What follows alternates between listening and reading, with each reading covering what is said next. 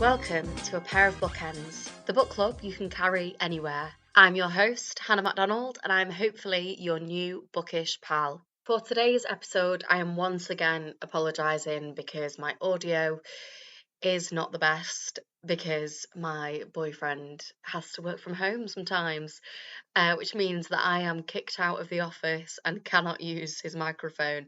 So I am unfortunately using my laptop.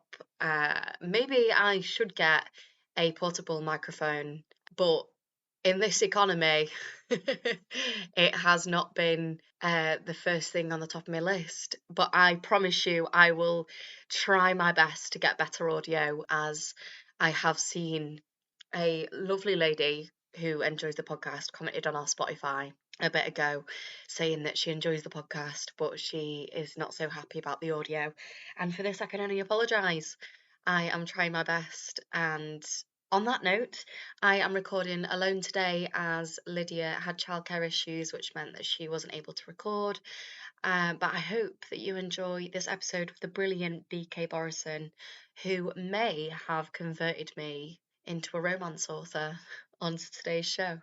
For today's bonus book special episode, we are getting ourselves deep in the festive spirit with B.K Borison.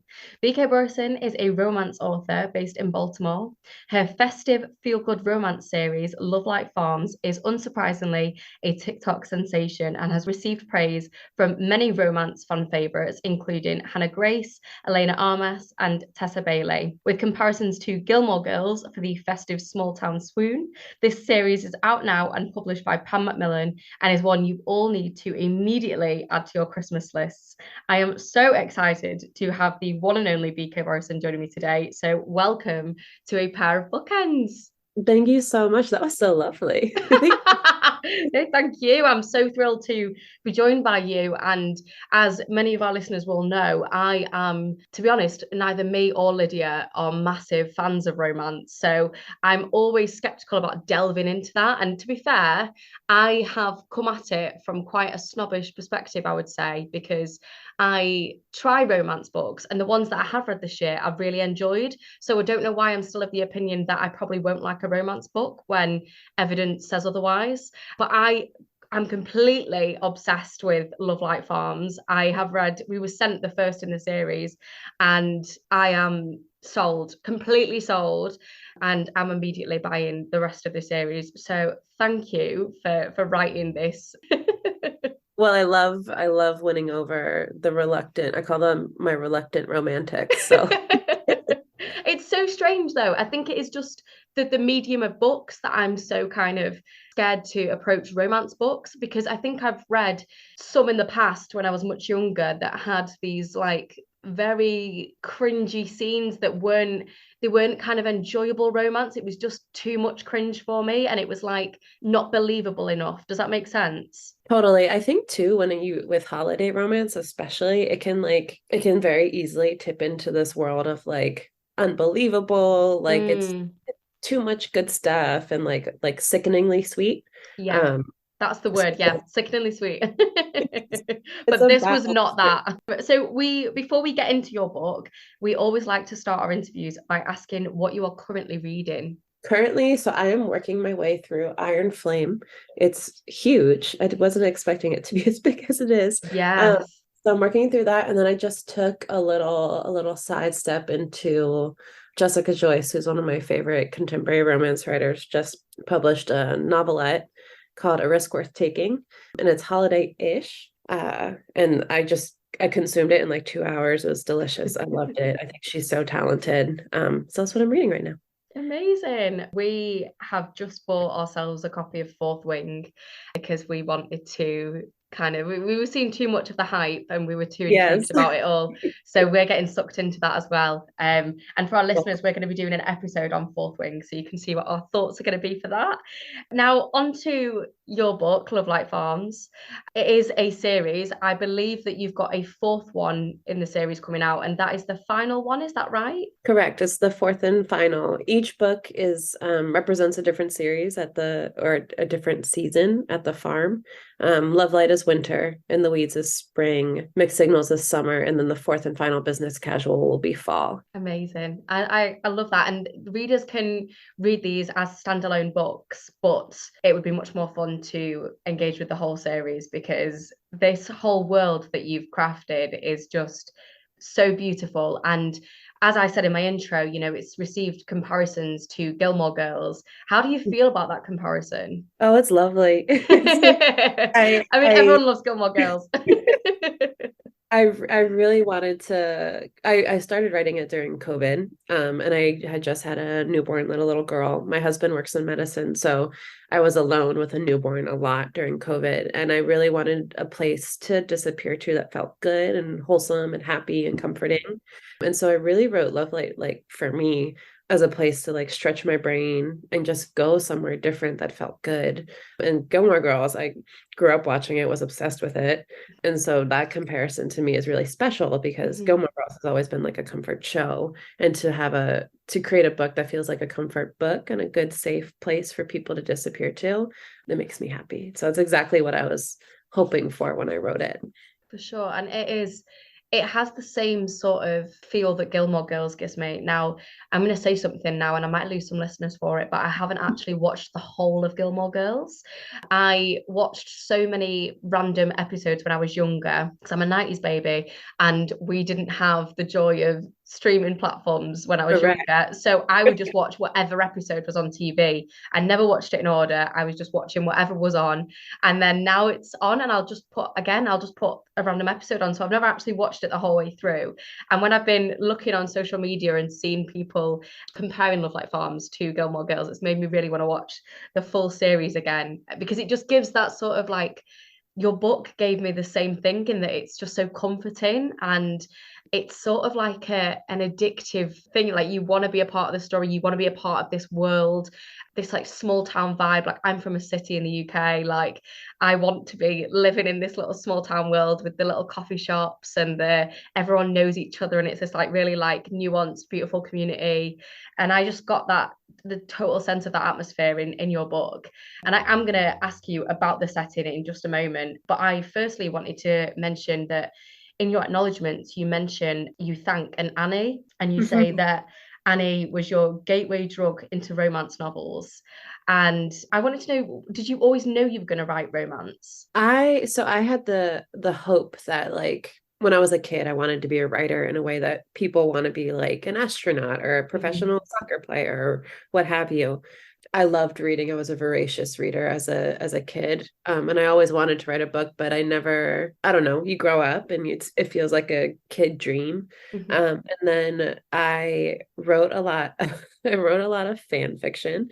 And I always, whenever I say that, I say I won't say which fandom I wrote for. Because but I wrote a lot of fan fiction. I read a lot of fan fiction, and that sort of satisfied the itch for Mhm. me to like stretch my creative muscles. Mhm. And then Annie, who is my best friend, she gave me a copy of The Hating Game and was like, "Read this." And then I read it. I loved it, and then it drew me back into the world of reading as an adult, Mhm. because I sort of floated away, and so I was reimmersed back into the world of reading through romance. Became obsessed with it. Just the happy, glowy, good feeling that you get when you read romance. And there's so much talent in the genre now. Not that there always has been, but I've just really been enjoying sinking back into it. And then she was like, you should try and just see. And so I tried and we saw. And it's been a wild whirlwind. Lovelight is the first original piece I've written. And I wrote it sort of thinking, let's just see what happens. And it has exceeded any sort of expectation I had for it, but it's been really fun for me. You were just saying then, sorry, about the Hating Game, and is the Hating Game is the one that was adapted for Amazon Prime? Am I right in thinking that? Correct. Yeah, it's by Yeah. Sally Thorne. Would you say like that was the one that was the gateway into your romance journey? Well, it's funny because I discovered like the old historical romances. I remember when I was a kid, way too young to be reading them. we were staying at my aunt and uncle's beach house, and I opened like her game closet door, and it was like floor to ceiling filled with the old historical romance, like all the spines broken in and stuff. I was like, ooh, me, the reader, was like, so I would say that was like my first like pull into romance.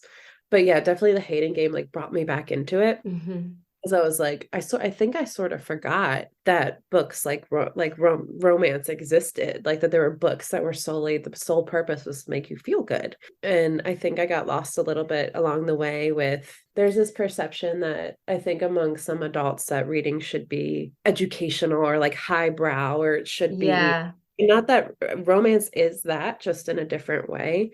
So I think I got sidelined by that and I stopped reading for fun, and then romance, and I started reading for fun again, and it's joyful in a way that few things are. So yeah. Yeah, I love that. And I think you're so right, like there are so many kind of like serious literary snobs out there. And like I joked to you before that, that I felt that way about romance a little bit. But I was just convinced, I think, from books that I'd read when I was younger, that I just wouldn't enjoy other romance novels. But I think that different genres feed different parts of yourself. And it's really good as a reader to be quite open-minded. Like you wouldn't kind of shut off watching something maybe as much as people do with their books. They Mhm. might be more open-minded about like trying out different TV series or different films more so than they would with certain books. But I am so glad that I read your book, and I am going to be raving about it for so long. I already sent a picture to my best friend this morning, and I was like, listen, you are going to love this book. And how I described it to her is that it's going to make her horny and hungry. And I feel like and I'm going to use that as my new tagline: horny and hungry. I that was what I started with, and then because I knew that would get her attention, and then I was like, okay, so it's like really festive, really feel good vibes. Like it's not you have this kind of like deftness with the way that you explore. These aren't just, as we were saying before, about like the sickeningly sweet stuff that you can find in romance. These characters have like pasts that aren't perfect. They have these complex, nuanced pasts, and you do it in such a way that's like it doesn't feel too heavy, but it also doesn't kind of ignore the fact that those things happen to them. I mean, like, how did you go about like crafting those characters and finding that balance? I wanted them to feel real and imperfect and genuine because it makes it more satisfying, I think, Mm. when they find their way to each other. And I think with this one specifically, the premise is Stella owns a Christmas tree farm that's struggling financially, and she enters a contest to win money for the farm. However, in her application for the contest, she says that she owns the farm with her boyfriend to make it seem more romantic. There is no boyfriend, so she asks her best friend Luca to fill that role for her. And Stella and Luca have been friends for almost 10 years. And I needed to find a reason why they had never crossed that bridge with one another. And so crafting Stella as a character and like why she has all these hesitations to take her relationship further, even though she wants that. And that's something she really wants with Luca. And Luca, and why hasn't he, pushed her, because he knows her fears and her hesitations. So just trying to like build this relationship between two characters that know each other so well and love each other so deeply, and the things that are holding them back from taking that step with each other. I just love these two characters. And for the rest of the series, I've had a quick look, but I didn't want to spoil anything. But for readers like me that have only read the first book, what have they got to look forward to for the rest of the series? Well, the joy for me that's been really fun about writing a series of 4 books that are standalones but interconnected is that we still see Stella and Luca in each book, just in That's a what I was different. worried about, so I'm very happy. They're very much involved because the story still takes place on the same farm in the same town, but it's been such a joy for me to like write a different couple but have Stella and Luca still in the background, moving through their own relationship milestones and growing closer, having and watching them interact as separate characters and as a couple with the couple of that story. And I had such a problem, not problem, just I was dragging my feet on this 4th book because I knew it was the last in the series. And I didn't want to say goodbye to the characters. So like there's a lot of all 4 couples in this final book because I just wanted them together as much as possible. So lots of Stella and Luca throughout the series, but especially I think in the 4th one, because I wanted everyone to feel good about saying goodbye to these characters and knowing where they are and that they're all very happy. So yes, they are very involved in everybody's story. I'm so pleased, and yeah, I'm as I said before, I'm so excited to get to the rest of it. But I don't want to hear any spoilers, so I'm not gonna. I None, just wanted to, no. I just wanted to kind of touch base with you and find out what we've got to look forward to. Now, we were talking before about, and I've mentioned a couple of times now about the Gilmore Girls comparison, but there is this small town. Stella lives in a small town, and there is this incredible cast of characters that you've created, and I want to know a bit more about the setting and about this cast of characters. She owns a Christmas tree farm. She works on this Christmas tree farm, and she works on it with Beckett and Layla. Layla works in the bakehouse. Beckett, I don't actually know what Beckett's job role is. He works on the farm and does like handyman bits, I guess. Like I didn't Yeah. know what his exact job title was, but they had this like beautiful little friendship group. And then they have like all these people in their small town. They have Miss Beatrice that works at the coffee shop, who is a bit of a snake when it comes to making people's coffees. She's like, Yeah. unless she really likes you, you're not getting a good caffeinated hazelnut latte. It's the end of. You've got the police that work in that small town. It's just brilliantly curated. So I'd love to know what was sort of did you have a research process with this setting, with the Christmas tree farm, with this small town? Did it have any particular inspirations?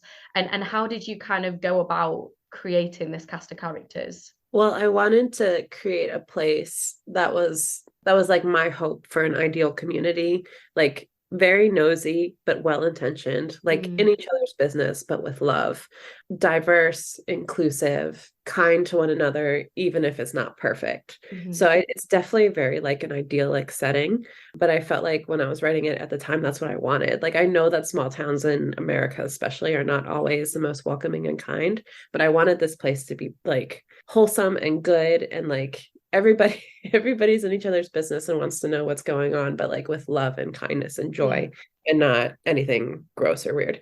So that said, I live in Maryland. I grew up here and we're a small state with weird like it's funny, like I get reviews sometimes like there's no place geographically that exists like this, but there is. So on the on the eastern shore of Maryland there's a lot of farmlands, and it's right before the coast, right before the beach. So it's very much based on that area of Maryland. My parents have a home there. And so I'm used to driving through farmlands to get to where they are. And it's just always felt like a secluded place where like a community like this could exist. And so I based it on that. And then the characters just felt like writing them was really fun because I just wanted to create people that were sort of just like weirdos who love each other, and are very invested in one another's lives. I think Gus is probably my favorite. He's one of the firefighters who's just like a Mhm, character and a half. But I very much wanted to be like Gilmore Girl, wanted to create something like Gilmore Girls, and that the characters all have like very strong personalities and mhm. identities, and they serve a purpose in this community, and they all function together. So yeah, that's a long-winded way of saying I just wanted to write a place that felt good. Yeah, and I feel like I need to come and visit your parents, your parents down.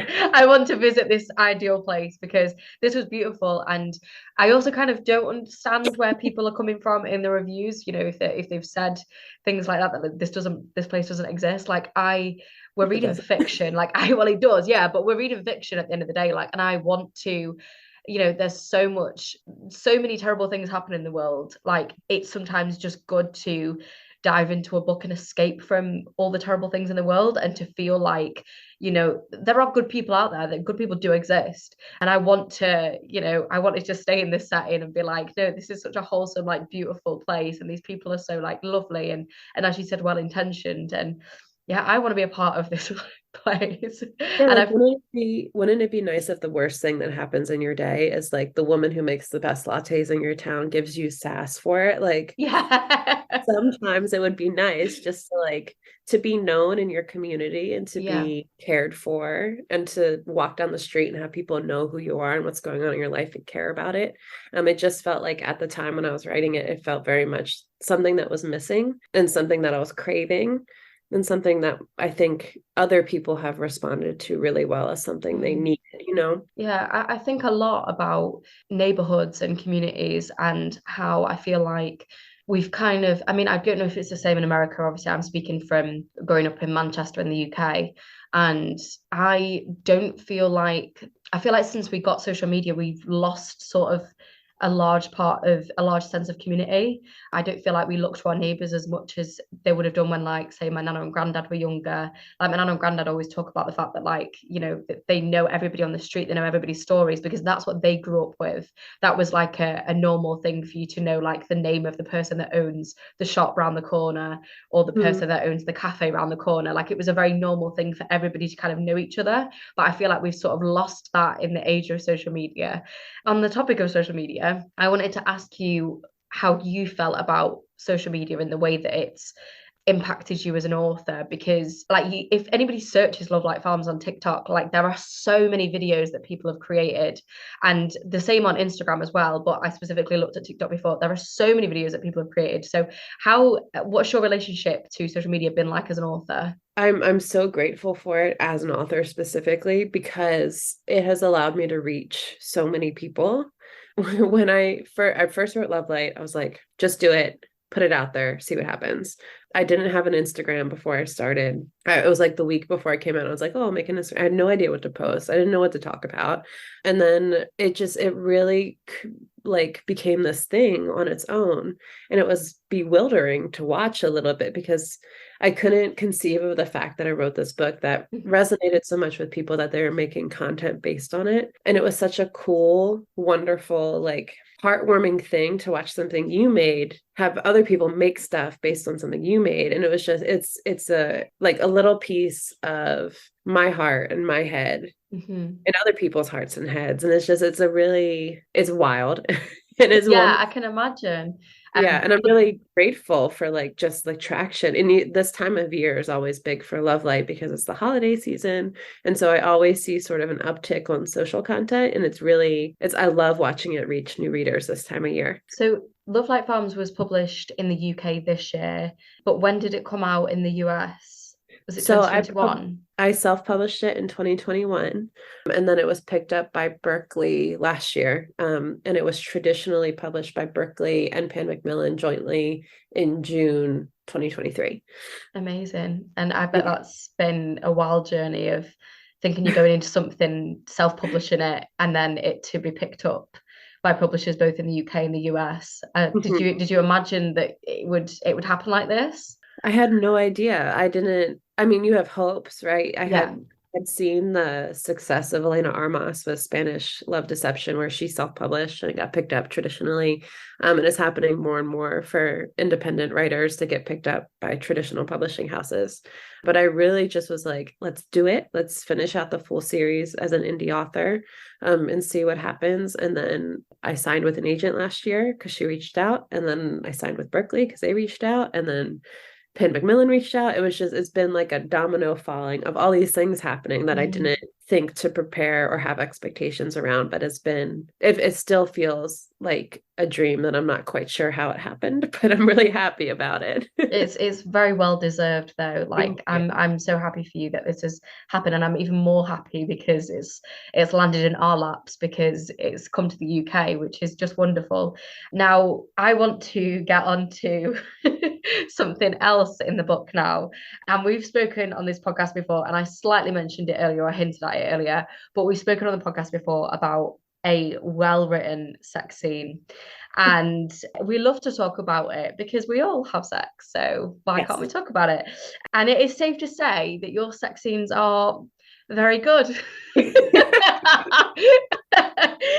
Two things to say about your sex scenes that I appreciated and respected and very much liked and have stuck with me. One is that the putting on of protection never spoils the mood. Mhm. And two is that the woman always has an orgasm and finishes first. Important. It's important. These are very important details in sex scenes. And I wanted to know, because I feel like that's something that we need to see represented in heterosexual relationships and sex between a man and a woman. You know, we need to see that, because Mhm. too many, especially like too many men have grown up being influenced by, you know, by watching porn, and Mhm. they just see this very like rough, aggressive version of sex, and they don't Mhm. see pleasure, especially they don't see enough female pleasure, so they don't kind of have an understanding of it. So I just love reading about stuff like that. And I also think, you know, like sex is messy and it's complicated, and you don't kind of shy away from any of that either. And it's Mhm. still finding that pleasure, even though, you know, they're laughing at the stuff that they're saying to each other whilst they're doing it. And it's all these sorts of things that, like, sex isn't perfect as it's portrayed. It doesn't need to be. So how did you go about writing these sex scenes? I wanted to, well, first of all, it was important for me to include open door intimacy in my books because I think it's so important Mm-hmm. to relationships. I think it's an important part of like people finding their way to one another, and, you know, establishing how they work together. And I'm a big proponent of sex positive relationships in literature, especially for women, because to your point, I think we always see through media that it's very male gazy. Like we always Mm-hmm. sex portrayed from the male's perspective and like female bodies and like what they should look like. And romance is wonderful to me because it puts the female pleasure center stage Yeah. and how a woman finds satisfaction from sex with her partner, which I think is so important because we don't see it all that often. And so that was sort of what I was going for. And I think in a new relationship for Stella and Luca, especially, they've gone from being best friends and knowing each other so intimately that way to Mm-hmm. bridging the relationship to something physical and getting to know each other in this new way. But they're still, you know, if you know someone so well, how do you know each other in this new way? So it was fun watching them sort of like trip over one another, trying to Mm-hmm. figure out this new part of their relationship. And I wanted it to be honest and real and genuine. And like you said, laughing at each other. They're saying these ridiculous things to one another, but it's also kind of working, you know? So it's Yeah. like sometimes sex is silly and it's Yeah. Yeah. uncomfortable while you figure out what works for you and what works for your partner. But I also think it's wonderfully beautiful and honest when two people come together in that way. So it's important for me to see that, to write that, to show that. And it's an important part, I think, of a romantic journey between a couple. I feel like you can't really write, for me at least, I have trouble writing a satisfying growth in relationship without watching how they work together intimately like that. Mm-hmm. But you do it so well. There were so many times when, and I it's really annoyed me because I didn't fold the page down to remember what this particular line was, but I was finishing it in bed last night, and there was a certain page that I was on, and I read a line, and I was literally like, my jaw dropped. And I've seen other people having these reactions online to your book, so I know that this is not just me. Like, there are certain lines in your book that are just like, okay, like you have a talent for, and this has just become a complete compliment fest, so sorry about Thank you. I appreciate it. that. Please continue. But you know, there's how you manage to build that tension between them, is it just takes incredible talent, because it feels so satisfying when you get to When you get to the yeah, good stuff. it's really rewarding and it's fun for me as an author to sort of like build, step back, like build towards that thing that Mm, it's like I like to match the emotional journey they're taking with their physical journey. So, you yeah, know, like it matches up. And when they get to that point, they're like ready for it. And yeah. it feels like a payoff, not just physically, but like emotionally for the characters, for Mm, the reader. And it serves the story. You know, they get to this point, and I think in Lovelight Farms, especially, like when you bridge that physical gap with someone, it jumbles up everything. And I think we yeah. see that with Stella after, where she's sort of like, I'm not going to do spoilers, but like I think you see it with Stella after they become intimate. And I just think it's a catalyst for so many things in romance. And with Lovelight, I was sort of trying to figure out where my comfort level was as a writer. And so Mhm. I think as you read the books in the series, you'll see how the sex scenes change a little bit as I become more comfortable with I'm trying to think where my range is the word. And it's been interesting too. Like each couple is different and Mhm. each couple needs different things at different times, and it reflects very much in their physical relationship. So I think it's important to include that in Mm. romance. Yeah, there has been comments online about, your range over Oh, the I series. know. I saw the video that you shared earlier, I think it was. It was the girl sat in the car and she's talking about, I can't remember the content creator's name, but she was sat in her car and she was talking about, was it the second or third book? It was Mixed Signals, the third book, yes. And she just has this moment and she's like, guys, I can't. I've never blushed so much at a book like this. So now I'm like, okay, I need to order the full rest of the series. Like, I need to know what's going on now. It's funny because like readers' reactions to spicy scenes, to intimate scenes is so wide ranging. Like I will have some people say it's like, oh, it's like one chili pepper. I've had some people say it's like 17 chili peppers. It's just funny people's expectations Yeah, and like what else I can tell what else people are reading by what they rate the yeah, spicy in my yeah. books. But it's interesting, and it's just the dialogue around sex scenes and romance especially is so interesting to me.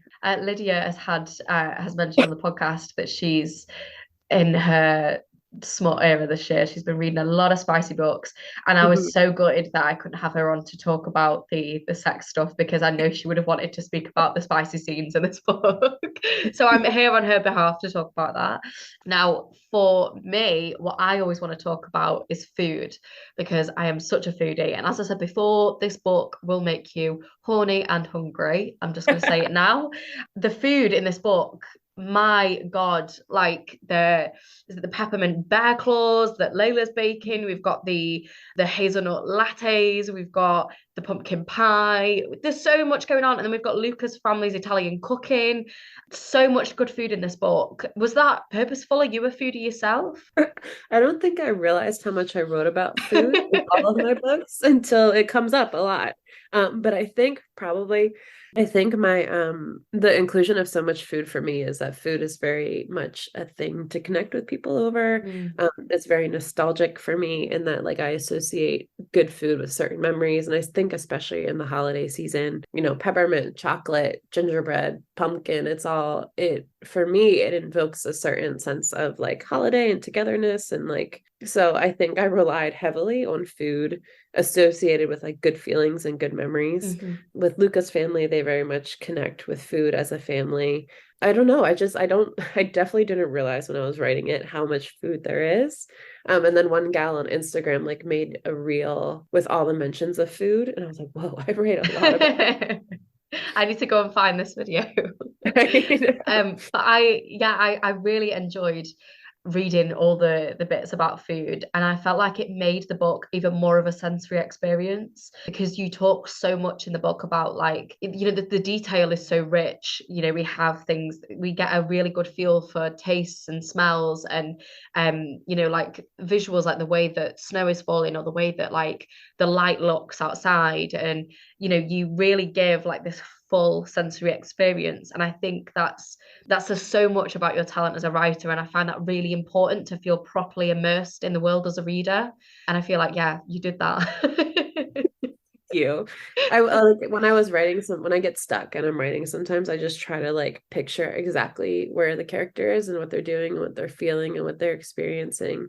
So it's helpful for me to touch on all those points. Totally. Now, the one thing that I want to ask is would you want this book to be adapted? I get this question a lot, and of course I would. Like I would probably explode and die if I got to go to a place that even looks like Lovelight Farms. I'd love that. It's outside of my hands, but it would be really cool. Like it would just be really cool to see, like a set of it, or even Mhm. like just like pretend that it's a real place. I would love that, but I would love that. let's let Netflix know. Yeah. I'm just gonna put this out there that we want this series. We want this. It would be a good series, I think. We can have each season for each book. Let's Yeah. I yes. Let's just like speak it into being. Yeah, and I'm also just gonna flag that I am an actor. Yes, I'm based in the UK, but my agent wouldn't be opposed to me flying out to the US I'm to not opposed be in. either.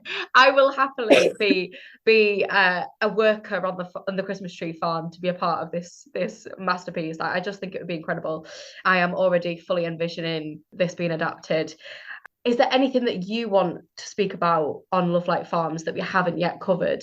I don't think so. I think we've talked it all through. Like it's so wonderful for me this time of year to like see new readers come in and like experience it and then like go through each season with each of the couples. But it's just I never expected for any of this to happen. And it's so wonderful to connect with people about something that I created for me to feel good and to have that expand and welcome so many other people.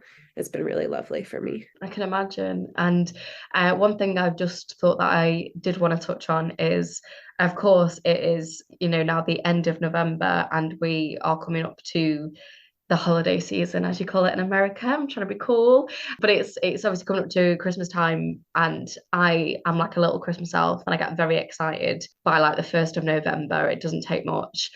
What is your own relationship to Christmas and the holiday season? Like, are you a huge fan of it? Oh, absolutely. When I told my family I'd written a book, because I was like just doing it myself. I didn't tell anyone about it. And then I told them I wrote this book. I'm going to self-publish it. It's about a Christmas tree farm. And the first thing my brother said was like, of course it is. Because I am a bit of a Christmas nut. November 1st in my house, as soon as Halloween's done, the trees are up, the garland's up, the stockings are up. My daughter's wearing her Rudolph pajamas to bed every night. Like we are very much a holiday household. My husband, God bless him, always tries to hold strong until December 1st. However, me and my daughter overrule the situation. And I love it. There's something just so like, even no matter the state of the world and what's happening, I feel like when there's Christmas, it's something to like something nostalgic and magical and feels good. And like you tap into memories from when you were a kid. And now that I have a family and a little girl, it's making memories for her. Yeah. That she'll carry with her. And that's so special and magical. And so I find it very much it's a happy place. It's a good place. So lights are up, trees up, November 1. I'm so jealous. I need some tips because my boyfriend is just like, we are waiting until the 1st of December. And I'm like, are you Oh no. joking? Like, come on. And there's a garden centre that's not too far from here. And there's a big thing about like garden centres in the UK and how like they light up for Christmas and they have these all like incredible like Christmas displays and they have like loads of Christmas food and they have just like loads going on. And I see every single year people posting about these garden centers on social media, and I've wanted to go for so long. And I said to him, we need to go to this garden center. And he's like, why do you want to go so bad? And I'm like, listen, like what do you have against joy? Truly, what do you have against it? Like, why are you so opposed to this? I was like, can you stop being a Grinch for like 2 minutes and just come to this garden center with me so that I can feel like immersed in the Christmas spirit, please? And I changed all the radio settings in our car to like all the Christmas channels. And my husband got in the car and it was like some Christmas song comes on and my daughter's in the back, like in her car seat, boogieing to it. And my husband just looked at me, he goes, really? I'm like, what? Like, let me, no, I will say my husband and I have been together for 13 years. So it might be a slow grind over time as I have achieved with my husband. I think every year it's like one day back. I think at one point it was at December 1st, but I have since worn him down. We're at 5.5 years, so I'm like, when is the penny going to drop for him that I am just going to be an elf as soon as it hits midnight on the 1st of November? Like that is it's like game over. Like I defrost like Mariah Carey does. Like there's no Now it has been so lovely speaking to you. I'm so pleased that you've come on and it's been such a joy chatting about Lovelight Farms. And as I've said, like I just think so many of our listeners will love this book. It is just such a feel good festive read. There's so much in there that I feel like any reader would love. Like I said, there's romance in there, but there's also like beautiful explorations of family and of community. And I just think all of those things are so important right now, and it's so important to have these books that you can escape into when the world is just a bit of a mess. So I'm so grateful that you wrote this book, and I'm so excited to read the rest of the series. Before I let you go, I want to know what romance authors have inspired you. So many, goodness. I think Kennedy Ryan is spectacular. She writes emotion and romance and vulnerability so well. Chloe Liese is someone I look to a lot. She's a dear friend, but she writes she knows her character so well and you just feel like you're hugging them the whole time you're reading their book. Jessica Joyce is so talented. Emily Henry, of course, Allie Hazelwood. I'm all inspired by. It's just there's no shortage of talent and inspiration in the romance genre right now. Yeah, completely. And I am going to be adding all of these to my list. And I'm like, okay, Becca's told me this is what I need to read. So I'm going to do it. I have loved chatting to you. I loved reading this book, as I've already said. I've not asked for recommendations. Very importantly, my listeners will be very upset with me. What recommendations do you have for us today? Okay, I'm gonna do holiday themed, so we'll be on. Gorgeous. Let's have it. I just read A Risk Worth Taking by Jessica Joyce, holiday themed, loved it. It's a novelette, so it's really short. You can crush it quickly. The Mistletoe Motive by Chloe Liese is delightful. Also a novelette, I think. I read Wreck the Halls by Tessa Bailey, which was super, super fun. And then I'm looking on my bookshelf. Oh, A Merry Little Meet Cute by Julie Murphy and Sierra Simone was really fun for me too. Amazing. Oh, there's just so many good recommendations. Thank you. And thank you so much for coming on to A Pair of Bookends. For our listeners, Lovelight Farms is out now and published by Pan Macmillan. You can buy it now, and I'll be popping a link in the show notes to buy yourselves a copy. I believe we can access the first three. Is that right? Mm-hmm. And then the fourth one, when will that be out in the UK? That will be out in June in the UK. Amazing. I'm so excited. But also I'm glad that there's going to be a bit of a break so that I don't rush through them all. Is there anything else that you'd like to plug before I let you go? I don't think so. I hope if you do visit Lovelight, I'd love to know what you think. You can find me on Instagram at author B.K Borison. That's where I am most often, but same username across social platforms. But I'd love to chat with you if you ever want to chat. Incredible. Thank you so much for coming on to A Pair of Bookends. It's been an absolute joy. Thanks for having me. It's been fun.